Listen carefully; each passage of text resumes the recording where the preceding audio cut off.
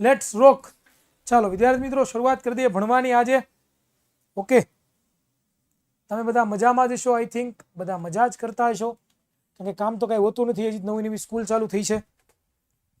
ચાલો તો વિદ્યાર્થી મિત્રો શરૂ કરી દઈએ લેક્ચરની. આજના લેક્ચરની આપણને બધાને ખબર છે કે શું ભણી રહ્યા છીએ આપણે, તો કે પ્રકરણ નંબર આપણે 4 પરમાણુનું બંધારણ. અને આજે તમારી ટેક્સ્ટબુકનો જે ટોપિક છે એ શું છે, તો કે પરમાણ્વીય ક્રમાંક. શું? પરમાણ્વીય ક્રમાંક. અને બીજું આપણે શું ભણવાના છીએ, તો કે દળાંક. આ બંને વિશે આજના લેક્ચરમાં આપણે ચર્ચા કરવાના છીએ. ઓકે, જો જોઈએ વિદ્યાર્થી મિત્રો, હકીકતમાં જૂનું એડ થઈ ગયું છે. જૂમાં મેં ભૂસ કાઢતા ભૂલી ગયો છું, જરાક કાઢી નાખીએ આપણે એને.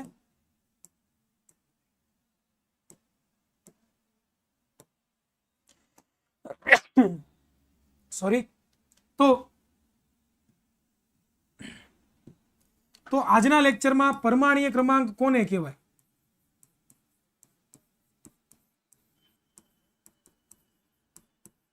બરોબર, એના વિશે ચર્ચા કરવાના છીએ. અને પછી દળાંક કોને કહેવાય, દળાંક કોને કહેવાય, આ બંને મુદ્દાઓ વિશે આપણે શેના વિશે, તો કે આજના લેક્ચરમાં ચર્ચા કરવાના છીએ. 2 મિનિટનું રિવિઝન જોઈ લઈએ. તો ગયા લેક્ચરમાં આપણે શું ભણ્યા હતા, તો કે ગયા લેક્ચરની અંદર જો આપણે વાત કરીએ તો ગયા લેક્ચરની અંદર છે એ વિદ્યાર્થી મિત્રો આપણે સંયોજકતા ભણ્યા હતા. શું ભણ્યા હતા? સંયોજકતા ભણ્યા હતા. કે સંયોજકતા કોને કહેવાય, તો કે ભાઈ દરેક તત્વો છે એ બીજા તત્વો સાથેના પરમાણુઓ સાથે સંયોજાય છે. તો આ સંયોજવાની જે ક્ષમતા છે, બરોબર, એની જે નિશ્ચિત ક્ષમતા છે એને આપણે શું કહેતા હતા? સંયોજકતા કહેતા હતા. અને આપણે એ પણ શીખાતા કે ભાઈ સંયોજકતા છે એમાં ઇલેક્ટ્રોનની આપ લે થાય છે, બરોબર. અને સંયોજકતા ઇલેક્ટ્રોન કોને કહેવાય, તો કે આપણને ખબર છે કે બાહ્યતમ કક્ષામાં તત્વના જે પરમાણુઓ છે એની સૌથી બહારની જે કક્ષા હોય એમાં રહેલા જે ઇલેક્ટ્રોન હોય એને શું કહેવામાં આવે છે, તો કે બાહ્યતમ કક્ષાના ઇલેક્ટ્રોન કહેવામાં આવે છે.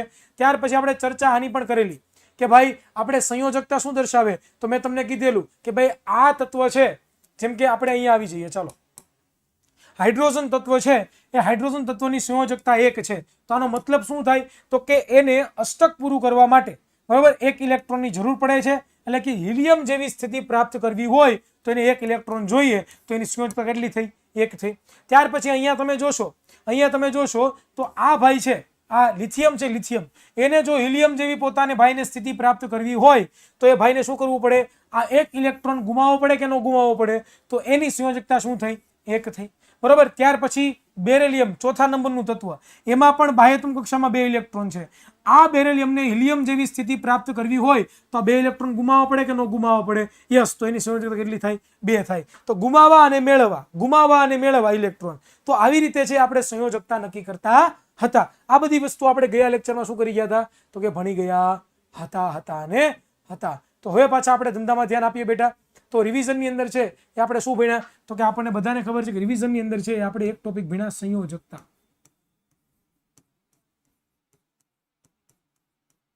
બરોબર. સંયોજકતા એટલે શું, તો કે એક તત્વના જે પરમાણુ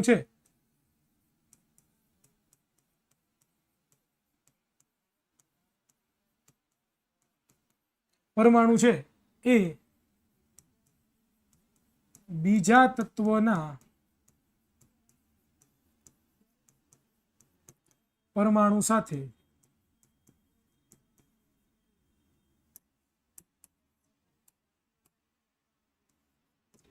નિશ્ચિત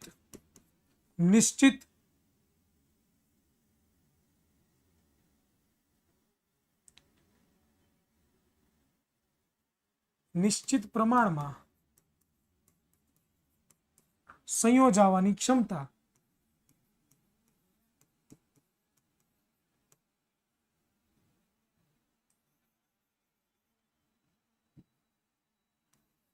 સંયોજાવાની ક્ષમતાને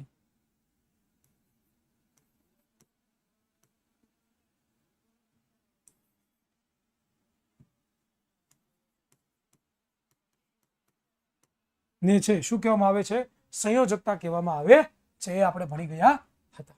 ઓકે, તો ચાલો હવે આજના લેક્ચરમાં આપણે શરૂઆત કરી દઈએ. પરમાણ્વીય ક્રમાંક કોને કહેવાય? પરમાણ્વીય ક્રમાંક કોને કહેવાય? તો પરમાણ્વીય ક્રમાંક કોને કહેવાય? તો કે કોઈ પણ તત્વના પરમાણુઓના કેન્દ્રમાં રહેલા પ્રોટોનની સંખ્યાને એનો પરમાણ્વીય કેન્દ્ર કહેવામાં આવે છે. શું કીધું? કે કોઈ પણ તત્વનો પરમાણુ હોય, જેમ કે હાઇડ્રોજનની આપણે વાત કરીએ જેમ કે આપણે હાઇડ્રોજનની વાત કરીએ, હાઇડ્રોજન, તો હાઇડ્રોજનનો જે પરમાણુ છે બરોબર, એમાં પ્રોટોન કેટલા હોય? પ્રોટોન એક હોય કે ન હોય? તો બસ આ હાઇડ્રોજનના પરમાણુની અંદર પ્રોટોનની સંખ્યા કેટલી છે? તો કે પ્રોટોનની સંખ્યા છે સાહેબ 1 છે. તો આ હાઇડ્રોજનનો પરમાણ્વીય ક્રમાંક શું થયો? આ હાઇડ્રોજનનો પરમાણ્વીય ક્રમાંક શું થયો? પરમાણ્વીય ક્રમાંક શું થયો? તો કે 1 થયો એમ કહેવાય કે ન કહેવાય? 1 કહેવાય કે ન કહેવાય? યસ સર, 1 કહેવાય છે બરોબર. કારણ કે પરમાણ્વીય ક્રમાંક કહેવાય કોને? તો કે કોઈ પણ તત્વો છે એ કોઈ પણ તત્વમાં જે પરમાણુના કેન્દ્રમાં રહેલા જે પ્રોટોન છે એની સંખ્યાને શું નામ આપ્યું આપણે? એની સંખ્યાને આપણે શું નામ આપ્યું? તો કે પરમાણુ કેન્દ્ર, એવું આપણે એની સંખ્યાને નામ આપી દીધું બરોબર. ક્લિયર થાય છે? સમજાણું? તો હવે આપણે આગળ ચર્ચા કરીએ. તો પરમાણ્વીય ક્રમાંકને છે એ Z વડે દર્શાવાય. કેના વડે દર્શાવાય? Z વડે દર્શાવાય. કેના વડે? Z વડે. તો પરમાણ્વીય ક્રમાંકની સંજ્ઞા શું છે? તો કે કેપિટલ Z બરોબર, એના વડે દર્શાવવામાં આવે છે. કોઈ પણ પરમાણુના કેન્દ્રમાં રહેલા પ્રોટોન હોય તેટલી જ સંખ્યામાં શું હોય છે? ઇલેક્ટ્રોન જે છે એ કેન્દ્રની ફરતે પરિક્રમણ કરતા હોય છે. તેથી પરમાણુ વીજભારની દ્રષ્ટિએ કેવો રહે છે? તો કે તટસ્થ રહે છે. કે ભાઈ આપણને બધાને ખબર છે કે જેટલા કોઈ પણ એક પરમાણુ હોય, માની લો કે હાઇડ્રોજનનો એક પરમાણુ છે બરોબર, હાઇડ્રોજનનો પરમાણુ છે, તો હાઇડ્રોજનના પરમાણુમાં પ્રોટોન કેટલા હોય? પ્રોટોન 1 હોય કે નહીં? તો જેટલા પ્રોટોન હોય એટલા જ શું હોય બેટા? તો કે ઇલેક્ટ્રોન હોય. જેટલા પ્રોટોન હોય એટલા જ શું હોય બેટા? તો કે ઇલેક્ટ્રોન હોય. એનો મતલબ એવો કે પ્રોટોન પ્લસ બરાબર પ્રોટોનની સંખ્યા જેટલી હોય પરમાણુની અંદર બરાબર, પ્રોટોનની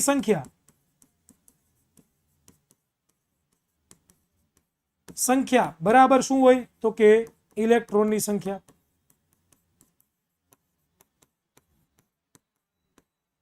બરોબર, ક્લિયર છે? તો પ્રોટોનની જે સંખ્યા છે એને આપણે હવે શું કહેશું? પ્રોટોનની જે સંખ્યા છે એને આપણે હવે શું કહેવાના છીએ? તો કે એને આપણે પરમાણ્વીય ક્રમાંક કહીશું. શું કહીશું? પરમાણ્વીય ક્રમાંક કહેવામાં આવે છે. ક્લિયર છે?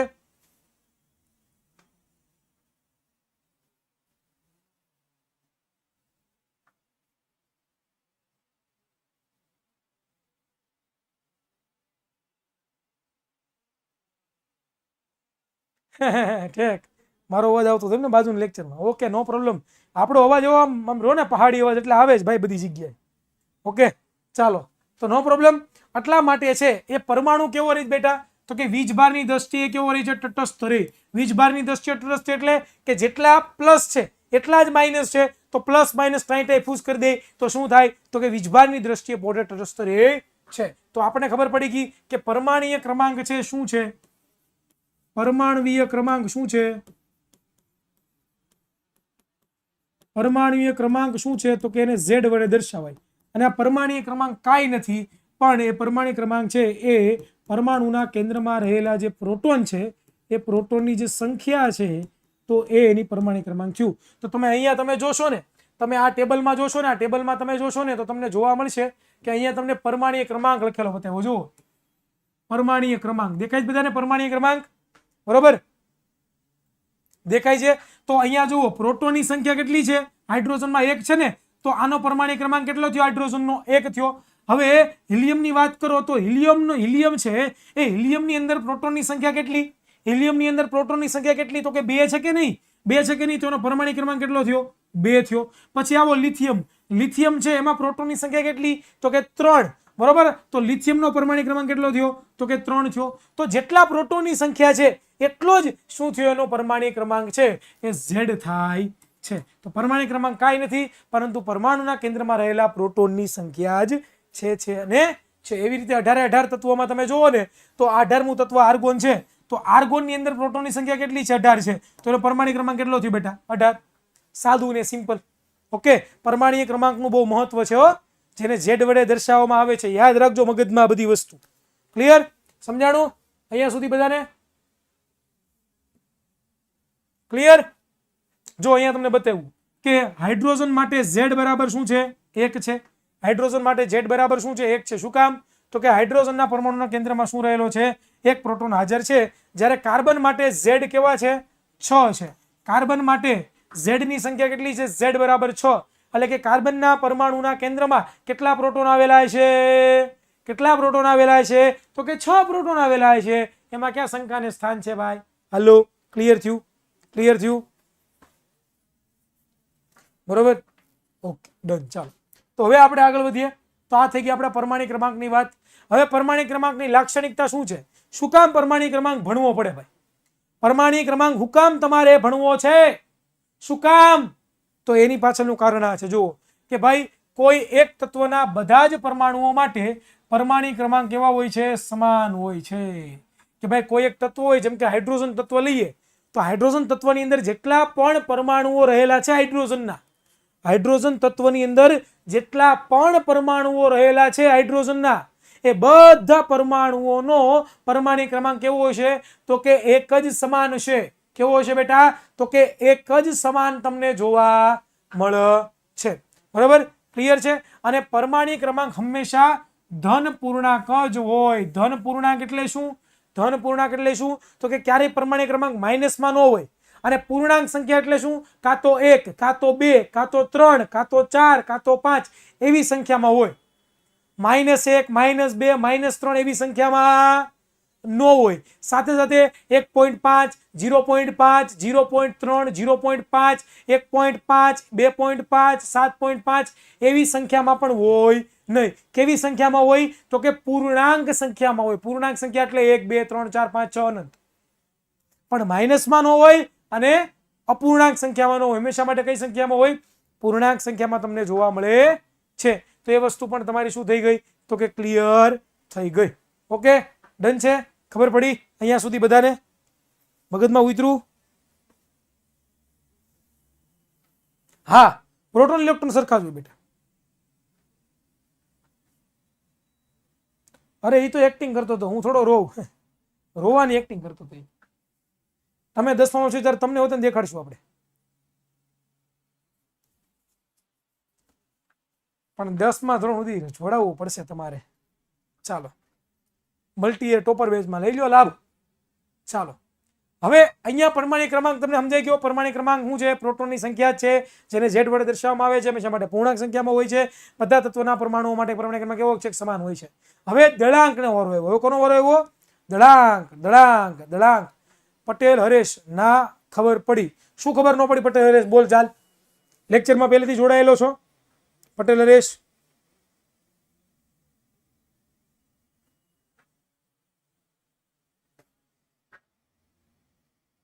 તો શું ખબર ન પડી પટેલ હરેશ? બોલ ચાલ ફટાફટ.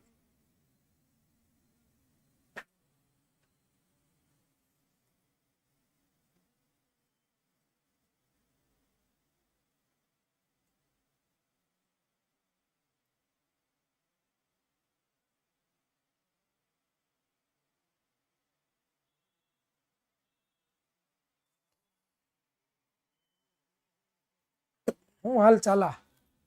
હું બોલે ભાઈ તું?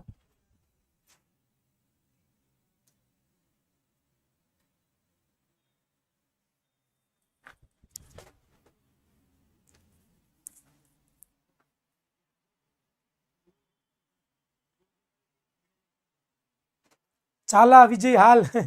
બસ, તો રેકોર્ડિંગ જોઈ લેજો એટલે ખબર પડી જાય. ચાલો, સાદું સિમ્પલ છે. પરમાણિક ક્રમાંક કોને કહેવાય? તો કે કોઈ પણ પરમાણુના કેન્દ્રમાં રહેલા જે પ્રોટોનની સંખ્યા છે એને એનો પરમાણિક ક્રમાંક કહેવાય. હાઇડ્રોજનના કેન્દ્રની અંદર કેટલા પરમાણુ છે? એક પરમાણુ, એક પ્રોટોન છે કે નહીં કેન્દ્રમાં? તો એનો પરમાણિક ક્રમાંક શું થયો? 1. હવે હિલિયમની વાત કરીએ તો એના પરમાણુ કેન્દ્રમાં કેટલા, એના પરમાણુના કેન્દ્રમાં કેટલા પ્રોટોન છે? 2 પ્રોટોન. તો એનો પરમાણિક ક્રમાંક શું થયો? 2 થયો. લિથિયમની વાત કરીએ તો એના પરમાણુ કેન્દ્રમાં કેટલા પ્રોટોન છે? 3. તેનો પરમાણિક ક્રમાંક શું થયો? 3. આટલું સાદું સિમ્પલ છે, બીજું કાંઈ નથી. પરમાણિક ક્રમાંકને Z વડે દર્શાવો. સમજવું નથી, સમજાણું? આપણે સમજવાની દાન જ નથી, બાકી સમજાય તો જાય બધું. ચાલો, હવે આપણે આગળ વધીએ વિધાઉટ વેસ્ટિંગ ઓફ ટાઈમ. ચાલો, તો હવે દળાંક કોને કહેવાય? પરમાણિક ક્રમાંક તો ખબર પડી ગઈ. તો હવે દળાંક એટલે શું સમજાવો ભાઈ? દળાંક કોને કહેવાય? તો ચાલો એની થિયરી આપણે વાંચવાની શરૂઆત કરીએ. તો કે પ્રાયોગિક રીતે સાબિત થયું છે. કોના રીતે? પ્રાયોગિક રીતે સાબિત થયું છે કે પરમાણુનું દળ એ કેન્દ્રમાં રહેલા પ્રોટોન અને ન્યુટ્રોન જેવા અવપરમાણીય કણોના કારણે હોય છે. કે પ્રયોગો દ્વારા સાબિત થયું કે પરમાણુનું જે દળ છે ને એક પરમાણુ હોય એમાં ઇલેક્ટ્રોન, પ્રોટોન અને ન્યુટ્રોન હોય. એમાં પ્રોટોન અને ન્યુટ્રોનનું જે દળ છે ને, બરોબર, એ બંનેના દળના સરવાળા જેટલું છે એ આખા પરમાણુનું શું હોય તો કે દળ હોય એવું કીધું.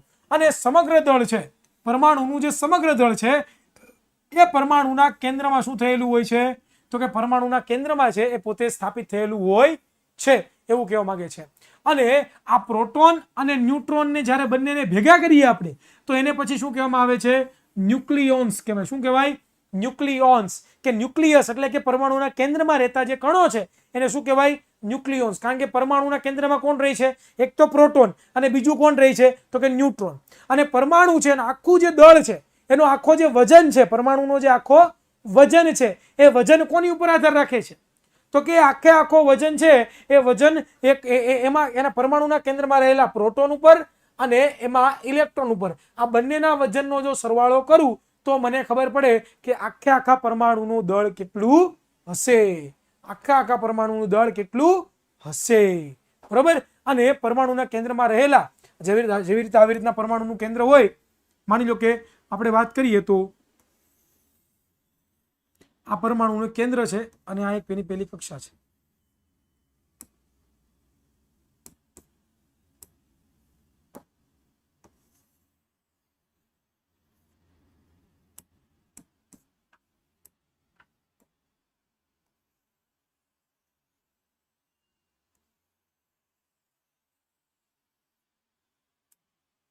હવે આપણે કાર્બનની વાત કરીએ, કાર્બન તત્વની વાત કરીએ. કોની?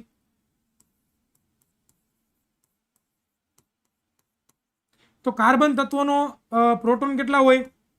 પ્રોટોન 6 હોય. ન્યુટ્રોન કેટલા હોય? 6 હોય. ઇલેક્ટ્રોન કેટલા હોય તો કે 6 હોય કે ન હોય? હા સર, આટલા હોય. તો અહીંયા પ્રોટોનની સંખ્યા કેટલી બેટા? અહીંયા પ્રોટોન કેટલા તો કે 6, એ કેન્દ્રમાં હોય, બરોબર. પછી ન્યુટ્રોન કેટલા તો કે 6, એ પણ કેન્દ્રમાં હોય. ઇલેક્ટ્રોન છે એ પોતે ક્યાં ગતિ કરતા હોય તો કે પહેલા 2 ઇલેક્ટ્રોન અહીંયા, 4 વિધેય ક્યાં આવશે? 1, 2, 3 અને 4. તો વૈજ્ઞાનિકોએ શું કીધું કે આ આખો જે કાર્બનનો પરમાણુ છે, આ શું છે? આ શું છે બેટા તો કે કાર્બન, જેને આપણે કેપિટલ C કહીએ છીએ, C નો પરમાણુ. તો આ કાર્બનનો જે પરમાણુ છે, આ કાર્બનનો જે પરમાણુ છે બેટા, બરોબર. તો એ કાર્બનના પરમાણુની જો વાત કરીએ તો આ શું છે? આ પીળા કલરનો ભાગ શું દર્શાવે છે તો કે પરમાણુનું કેન્દ્ર. શું છે? શું છે? આ પરમાણુનું કેન્દ્ર. તો પ્રાયોગિક રીતે સાબિત થયું કે આ પરમાણુ છે, કાર્બનનો પરમાણુ. આ કાર્બનનો જે પરમાણુ છે એ કાર્બનના પરમાણુનું જે દળ છે, આ કાર્બનના પરમાણુનું જે દળ છે, દળ એ કોની ઉપર આધાર રાખે છે તો કે એના કેન્દ્રમાં, આ પરમાણુના કેન્દ્રમાં રહેલા જે પ્રોટોન છે એની ઉપર અને ન્યુટ્રોન છે એની સંખ્યા ઉપર છે એ આધાર રાખે છે. કોની પર આધાર રાખે છે?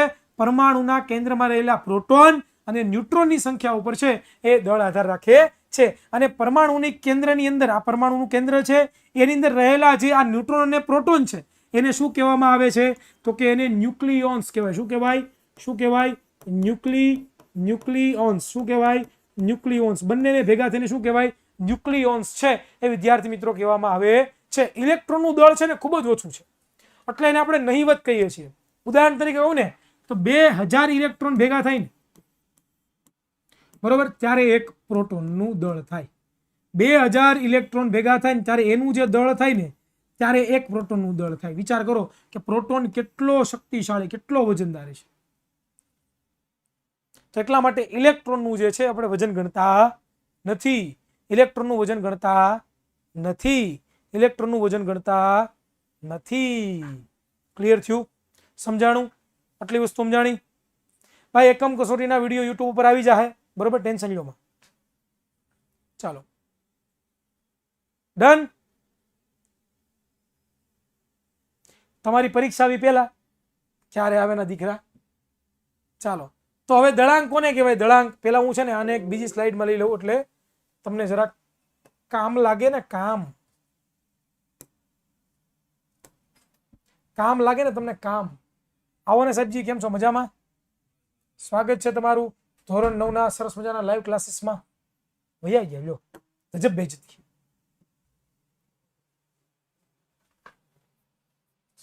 ચાલો, તો દળાંક કોને કહેવાય? દળાંક તો કે પરમાણુના કેન્દ્રમાં પરમાણુના કેન્દ્રમાં રહેલા પ્રોટોન અને ન્યુટ્રોનની જે સંખ્યા છે એના કુલ સરવાળાને તત્વનો દળાંક કહેવામાં આવે છે. શું કહેવાય? દળાંક કોને કહેવાય? દળાંક તો કે પરમાણુનું જે કેન્દ્ર છે, પરમાણુનું કેન્દ્ર છે એ પરમાણુના કેન્દ્રમાં આવેલા કોણ? તો કે પ્રોટોન અને ન્યુટ્રોન. આ પ્રોટોન અને ન્યુટ્રોન છે એમની જે સંખ્યા છે, એની જે સરવાળો કરવામાં આવે તો એ આપણને શું આપે છે? તો કે દળાંક આપણને આપે છે. તો એને દળાંક કહેવાય. અને દળાંકને એ સંજ્ઞા વડે દર્શાવાય. કઈ સંજ્ઞા વડે દર્શાવવામાં આવે છે? એ સંજ્ઞા વડે દર્શાવવામાં આવે છે. કઈ સંજ્ઞા? એ સંજ્ઞા વડે દર્શાવવામાં આવે છે. તો દળાંકનું સૂત્ર આપણે જોઈએ તો શું થાય? પ્રોટોનની સંખ્યા અને ન્યુટ્રોનની સંખ્યા. તો આ દળાંકનું શું થયું? આપણને સૂત્ર મળી ગયું બેટા કે દળાંકને એ વડે દર્શાવાય તો એ બરાબર પ્રોટોનની સંખ્યા પ્લસ ન્યુટ્રોનની સંખ્યા. તો અહીંયા છે એ હું એ બરાબર p પ્લસ n લખી શકું. p કોના માટે? પ્રોટોનની સંખ્યા માટે p અને ન્યુટ્રોનની સંખ્યા માટે n લખું. હવે મને ખબર છે કે આ પ્રોટોનની જે સંખ્યા છે એને આપણે શું કહેતા હતા? એને આપણે પરમાણવીય ક્રમાંક કહેતા હતા. પરમાણવીય ક્રમાંક કહેતા હતા કે નહોતા કહેતા? જેને આપણે z વડે દર્શાવતા હતા. હલો, કહેતા હતા કે નહોતા કહેતા? તો કે હા સર કહેતા હતા. તો હવે હું આ p બરાબર z મૂકું તો કઈ વાંધો ખરો? પ્રોટોનની સંખ્યાની જગ્યાએ હું z મૂકું તો વાંધો ખરો? કોઈને કઈ તકલીફ ખરી? નહીં ને? તો બસ અહીંયા જે છે એ સૂત્ર એનું રહેશે, બરોબર. પરંતુ અહીંયા છે એ હું શું મૂકી દઈશ? તો કે z મૂકી દઈશ. તો સૂત્ર આપણને શું મળ્યું? તો કે a બરાબર z પ્લસ n. હવે જો મારે ન્યુટ્રોનની સંખ્યા ગોતવી હોય તો હું કેમ ગોતી શકું? તો કે ન્યુટ્રોનને સૂત્રનો કરતા બનાવી દઉં. આ a ને આ z ને આ સાઈડ જવા દઉં તો માઇનસમાં વયો જાય કે ન વયો જાય? આ સાઈડ પ્લસમાં છે, આ સાઈડ જાય તો માઇનસમાં જાય કે ન જાય? તો a માઇનસ z આપણને મળે. તો આવી રીતે તમે ન્યુટ્રોનની સંખ્યા પણ ગોતી શકો છો. તો તમે જે દળાંક છે જે z એ શું છે? તો કે દળાંક જે a છે એ કાંઈ નથી પરંતુ પ્રોટોનની સંખ્યા અને ન્યુટ્રોનની સંખ્યા છે. પછી અહીંયા છે આપણે શું મૂકીએ? પ્રોટોનની સંખ્યા છે એની બરાબર z, આની બરાબર z મૂકી દઈએ તો આપણને આ દળાંકનું સૂત્ર મળી જાય કે દળાંક a બરાબર z પ્લસ n. હવે મારે n ની સંખ્યા જોતી હોય તો n ને સૂત્રનો કરતા બનાવો. આને આ સાઈડ જવા ગયો તો a માઇનસ z થઈ જાય કે ન થઈ જાય? હા થઈ જાય. તો આ તમને સૂત્ર મળી ગયું. ક્લિયર?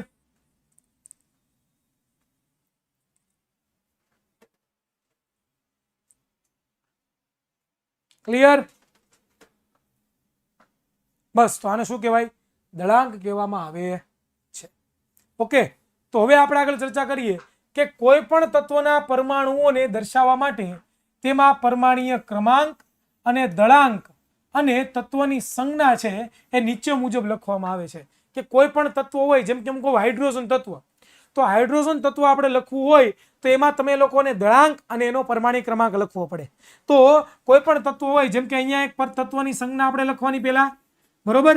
પછી અહીંયા ઉપર આપણે દળાંક લખવાનો, નીચે આપણે પરમાણ્વીય ક્રમાંક લખવાનો. અહીંયા તમને ઉદાહરણ આપ્યું છે n.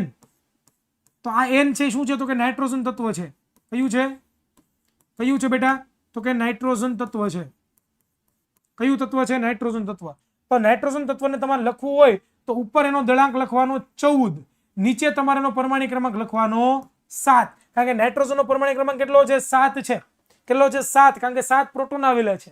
હવે 7 પ્રોટોન છે તો એમાં 7 ન્યુટ્રોન પણ આવેલા છે કે નથી આવેલા?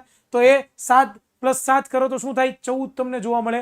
તો આવી રીતે તમે છે કોઈ પણ તત્વને લખી શકો, બરોબર. ઉપર દળાંક લખવાનું. ઉપર શું લખવાનું બેટા? તો કે દળાંક. શું લખવાનું? દળાંક. નીચે શું લખવાનું? નીચે તો કે નીચે પરમાણ્વીય ક્રમાંક. શું લખવાનું? પરમાણ્વીય ક્રમાંક જે લખવામાં આવે છે. તો દળાંકને આપણે શું કહીએ છીએ? એ કહીએ છીએ. અને આને આપણે શું કહીએ છીએ તો કે એને આપણે ઝેડ કહીએ છીએ આઈ થિંક, બરોબર. તો આપણને આવું મળે તો કે તત્વની સંજ્ઞા, બરોબર. અહીંયા આપણે લખી નાખીએ એ, અહીંયા આપણે લખી નાખીએ ઝેડ. તો આવી રીતનું તમને છે એક આખું માળખું મળે કે જેનો ઉપયોગ કરીને તમે કોઈ પણ તત્વ છે એનો પરમાણિક ક્રમાંક અને દળાંક લખી શકો છો. તમે જો આવર્ત કોષ્ટક જુઓ ને, આવર્ત કોષ્ટક તમે જુઓ ને, આવર્ત કોષ્ટક, તો તમને ખબર પડશે. જો આવર્ત કોષ્ટક તમને બતાવું કેવું હોય આવર્ત કોષ્ટક.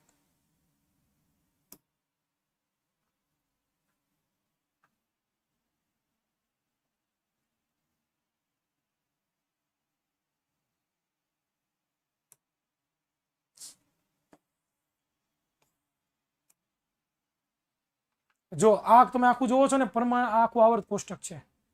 આને મારે બ્લેકમાં કેમ કરવું?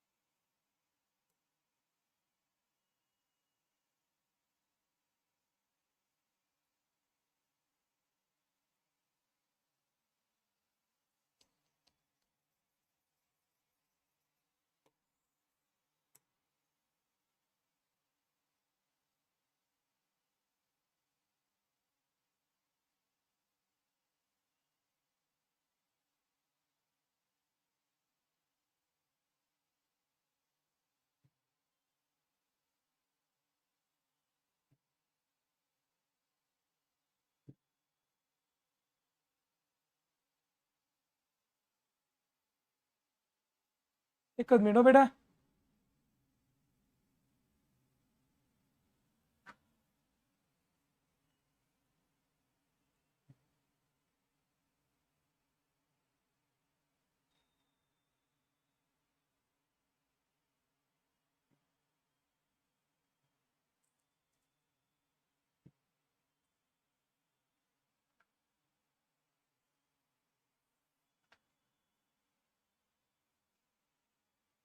ચાલો, દેખાય છે બધાને?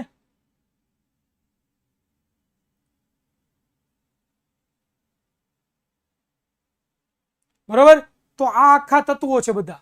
વ્યવસ્થિત તમે જુઓ ને તો આ બધા તત્વો છે અને વ્યવસ્થિત તમને દેખાય છે. નાના નાના તત્વો છે, પરંતુ મારે વ્યવસ્થિત બતાવવા છે, પણ આના છે ને દેખાતા નથી. આના એવા છે, એવું થઈ ગયું છે ને. યાર આ કેમ આમાં થાય છે આવું? આ પેન્ટમાં કેમ ઓપન થાય છે? એક જ મિનિટ બેટા, હું જરાક છે ને સેટિંગ કરી લઉં. હું કરી લઉં સેટિંગ.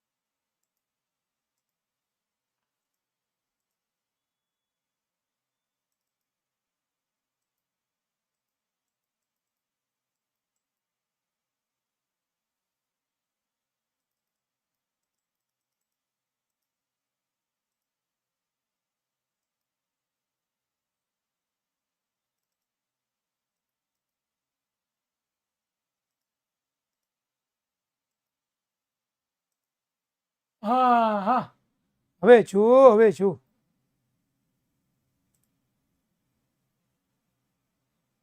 લે આ કેમ આમ આવી ગયું પાછું?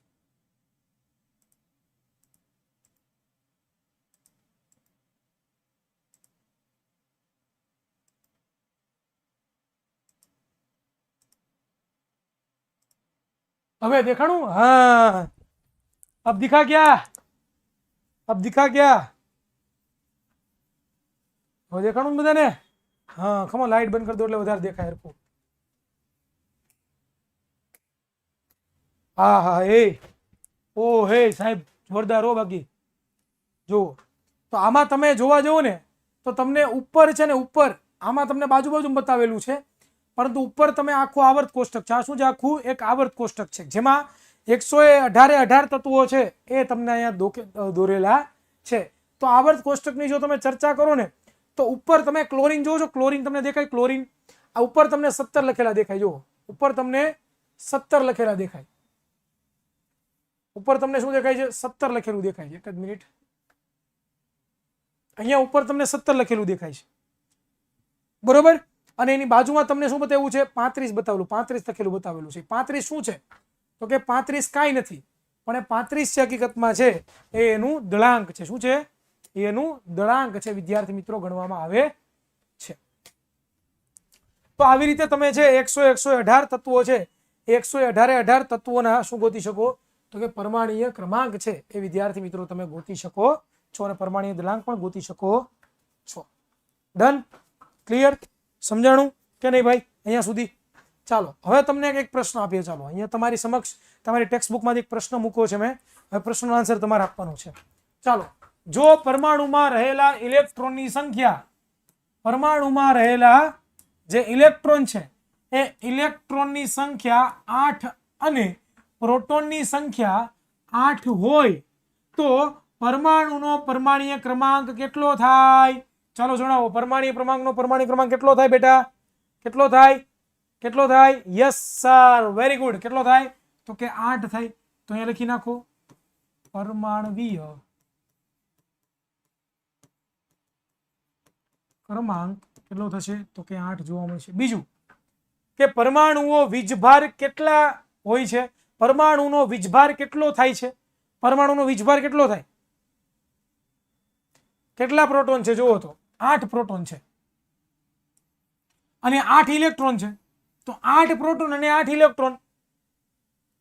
પરમાણુનો વીજભાર કીધો, વીજભાર. પ્રોટોન પાસે ધન વિદ્યુત ભાર હોય,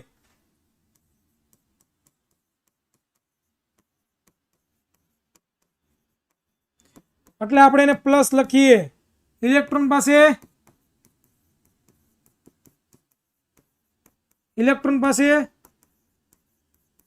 ઋણ વિદ્યુત ભાર હોય. શું હોય? ઋણ વિદ્યુત ભાર હોય. તો પ્રોટોન કેટલા છે? 8 છે. ઇલેક્ટ્રોન કેટલા છે? 8 છે. તો જેટલા ધન વિદ્યુત ભાર છે એટલા જ ઋણ વિદ્યુત ભાર છે કે નથી ભાઈ? જેટલા જ ધન વિદ્યુત ભાર છે એટલા જ ઋણ વિદ્યુત ભાર છે કે નથી ભાઈ? છે કે નથી? છે ને? હા છે. તો આનો જે વીજભાર છે,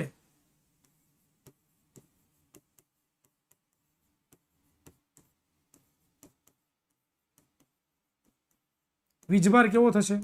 તો કે 0. કેવો થશે? તો કે 0 આપણને જોવા મળશે. તો આવી રીતે તમે કોઈ પણ આન્સર છે એ પરીક્ષામાં લખી શકો છો. ડન? હવે ચાલો એની પછીનો પ્રશ્ન કે ઓક્સિજન અને સલ્ફરના દળાંક શોધો. ઓક્સિજન અને સલ્ફરનો દળાંક કીધો આપણને. ઓક્સિજન અને સલ્ફરનો દળાંક આપણને શોધવાનો કીધો. તો અહીંયા તમે જુઓ કે ઓક્સિજન છે એમાં પ્રોટોનની સંખ્યા કેટલી? 8. ન્યુટ્રોનની સંખ્યા કેટલી? 8. તો હવે દળાંકનું સૂત્ર શું છે? A બરાબર P પ્લસ N. તો 8 8 કરીએ તો શું મળે આપણને દળાંક? 16U મળે કે ન મળે? 16U મળે કે ન મળે? Yes sir.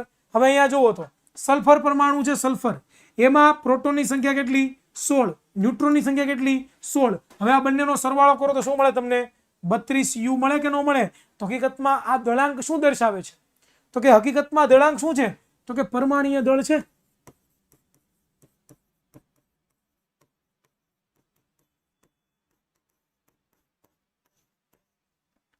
એમ કહેવાય કે ન કહેવાય? એમ કહેવાય કે ન કહેવાય? યસ સર, કહેવાય. તો બસ આવી રીતે છે એ તમે યુ નો મતલબ યુનિફાઈડ, એકીકૃત માસ આપણે લખતા હતા. એકીકૃત દળ, પરમાણ્વીય દળાંક, પરમાણ્વીય દળનો એકમ છે.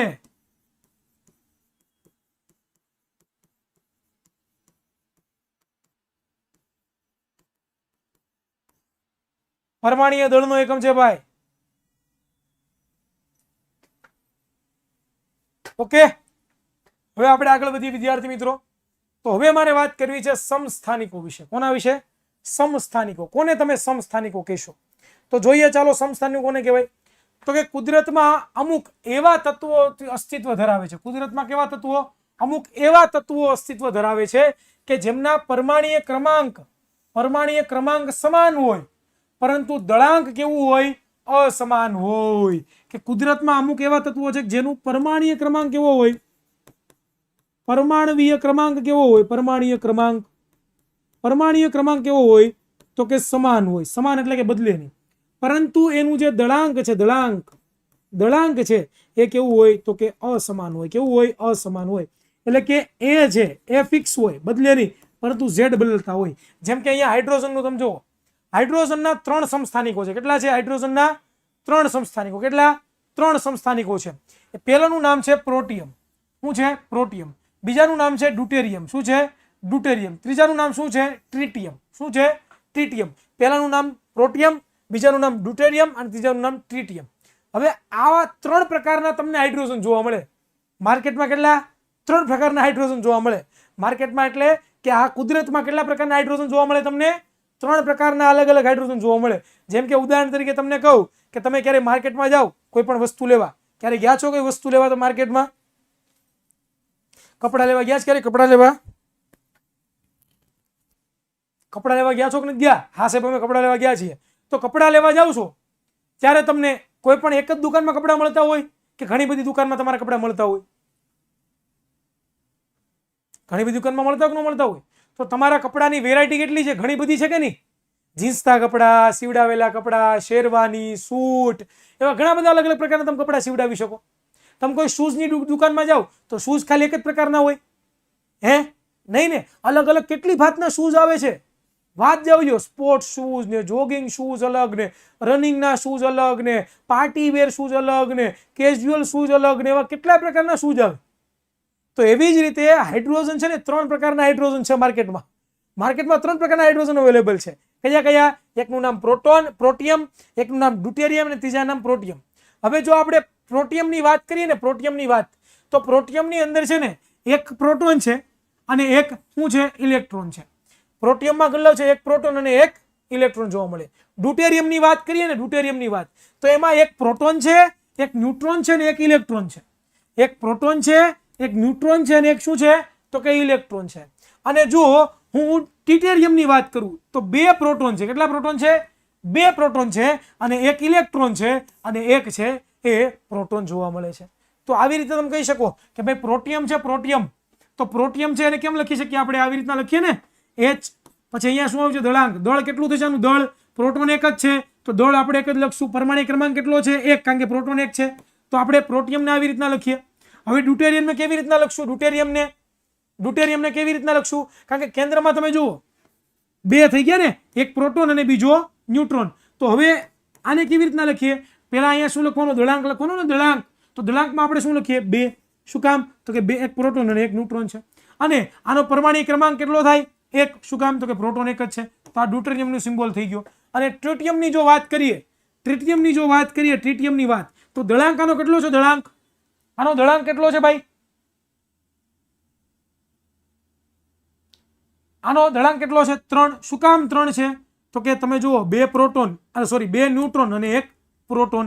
અને પરમાણ્વીય ક્રમાંક કેટલો છે? તો કે 1.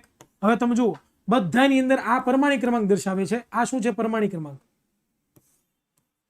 આ શું છે? પરમાણ્વીય ક્રમાંક. આ નીચે બતાવ્યું શું છે? પરમાણ્વીય ક્રમાંક. તો તમે જુઓ તો કે પરમાણ્વીય ક્રમાંક 3 માં સમાન છે કે નહીં ભાઈ? પરમાણ્વીય ક્રમાંક 3 માં સમાન છે કે નહીં ભાઈ?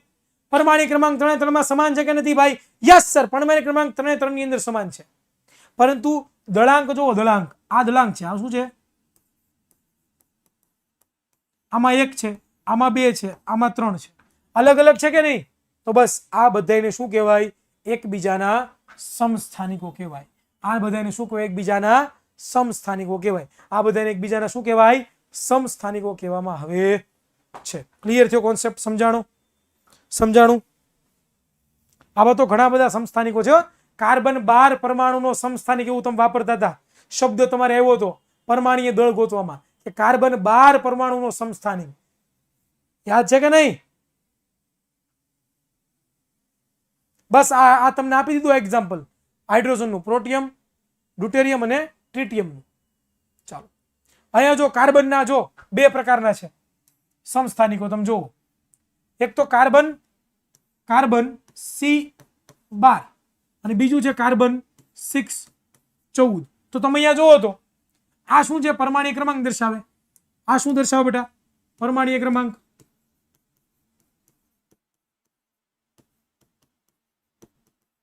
આ શું દર્શાવે? દળાંક.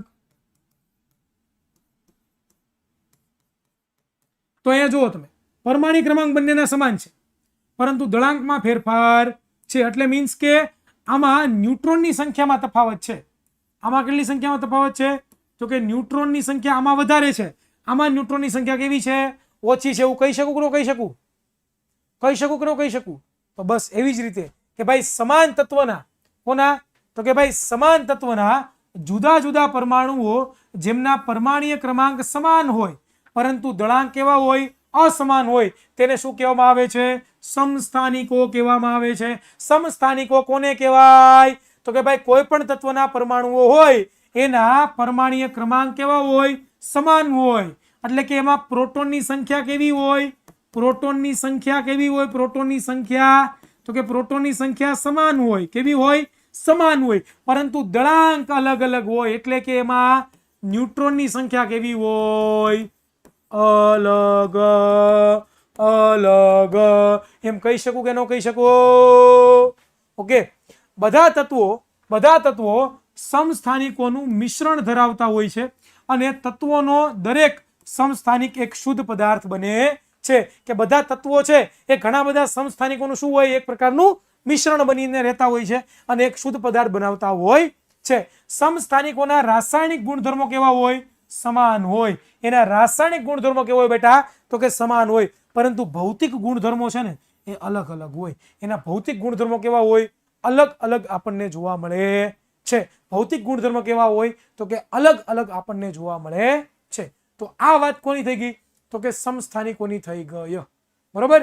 તો હવે છે એ આપણે નેક્સ્ટ લેક્ચરમાં, હવે આ 2 મુદ્દાઓ બાકી છે, આપણે આવતા લેક્ચરમાં ચર્ચા કરીશું અને અહીંયા સુધી આજના લેક્ચરમાં આપણે રાખવું છે. ચાલો, અહીંયા સુધી કોઈને કંઈ તકલીફ હોય, કંઈ ન સમજાણું હોય તો પૂછી શકે છે. એક જ મિનિટ વિદ્યાર્થી મિત્રો, આ જરાક મારે લખવાનું બાકી રહી ગયું છે તો જરાક લખી નાખું.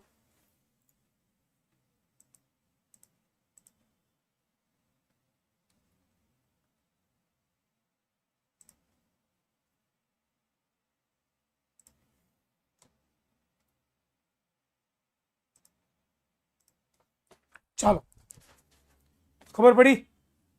અહીંયા સુધી ખબર પડી બધાને? All is clear. Very good. ખૂબ સરસ. એનો ભૌતિક ગુણધર્મમાં એનો દેખાવ, બરોબર, એનો આકાર, એ બધા એવા ભૌતિક ગુણધર્મો કહેવાય કે જે તમે તમારી નરી આંખે જોઈ શકો. એની અવસ્થા, ઘન છે, પ્રવાહી છે, વાયુ છે, પ્રકરણ 1 માં ભણ્યા હતા તમે. ડન છે બેટા? સમજાણું બધાને અહીંયા સુધી બધું? ઓકે. તો ડીપીપીએમ બધાએ બેટા વિદ્યાર્થી મિત્રો હોમવર્ક ચેક કરી લેવાનું છે અને આવનારો જે ક્લાસ છે એ આવનારા ક્લાસમાં તમારે શું કરવાનું છે? તો કે આવનારો જે ક્લાસ છે, આવનારા ક્લાસની અંદર તમારે લોકોએ છે એ હવે છેલ્લો આપણો ટોપિક ભણવાનો છે અને એ ટોપિક શું છે? તો કે ટોપિક છે એ છે સમસ્થાનિકોનું પરમાણ્વીય દળ.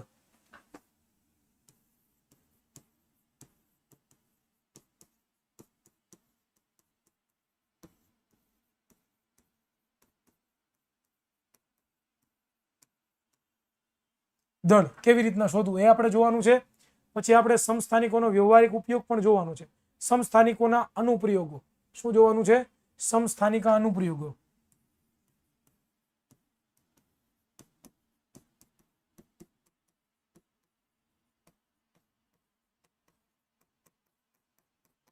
ઓકે, તો અહીંયા સુધી આજે આપણે રાખીએ છીએ. મળીશું કોઈ નવા વિડીયોમાં. ત્યાં સુધી સર્વને જય હિન્દ, જય ભારત, ભારત માતા કી જય. Tata bye bye, C you.